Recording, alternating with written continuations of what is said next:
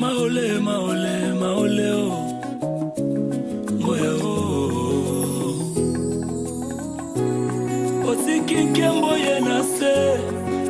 kopesa ngabo moi omatine kulusu ofuti nyongo na ngai okiti epabawe omatina likolo umama na yo nkolo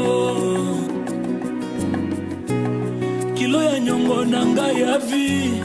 nanyalingaki afuta yango ai bato zambe ya etumbu na ngai ya vi ata baboti bangai oyo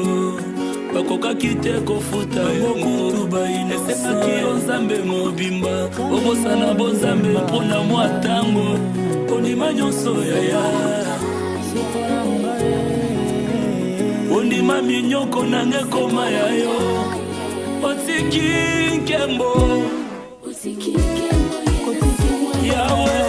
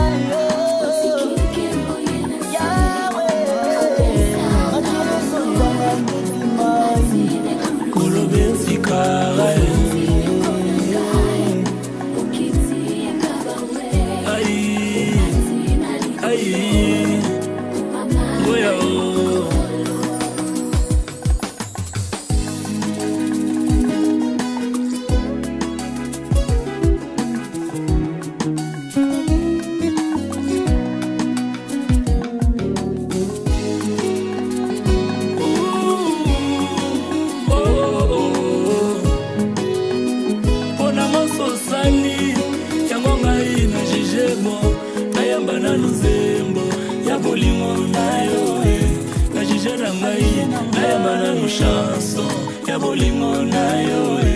na jije bon na yamba na nzembo ya bolingo na yo na jije bon na jije na ngai na yamba na nzembo ya bolingo na yo zembo motema esali ya moko na yamba na chanson ya bolingo na yo ndimaki te ke je yamba nzembo ya yamba na nzembo ya bolingo na yo opienga melodi opienga maloba opienga barima na yo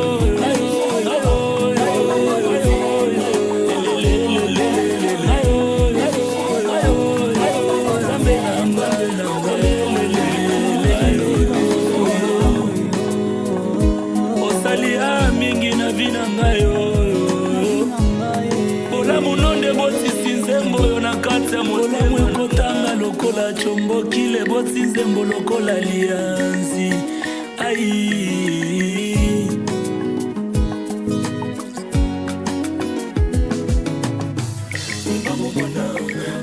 melodi esangani na maloba na kati ya motema na ngai oyo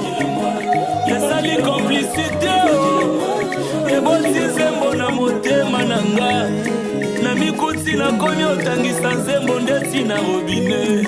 tala sika wa motema ekomi nonde na banzembo loyembo wa motema na ngai yesu nde na bonjeli oe masanjola motema na ngai yesu nde na bonjeli oe loyembo wa motema na ngai yesu nde na bonjeli oe yamba nzembo zembo zembo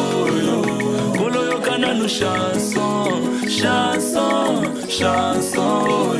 kolo ndimana nu zembo zembo zembo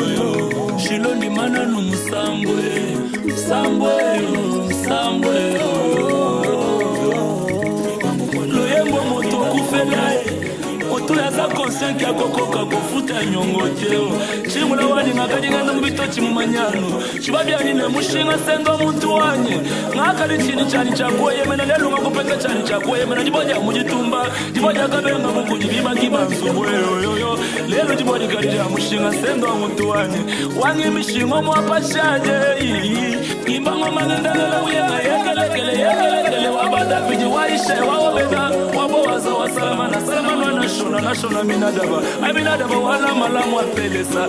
wa yuda wa yakoba wa Isaka sendo muntu wani meya jiki pa mema kukuamba chaka na mianda wani zembo yo shilo umbo msambwe ayeyo msambu mwezera mujikenga mumwaji msambu mwezera mundondo wa mwaji Nakamwe, nyimba jila mwaji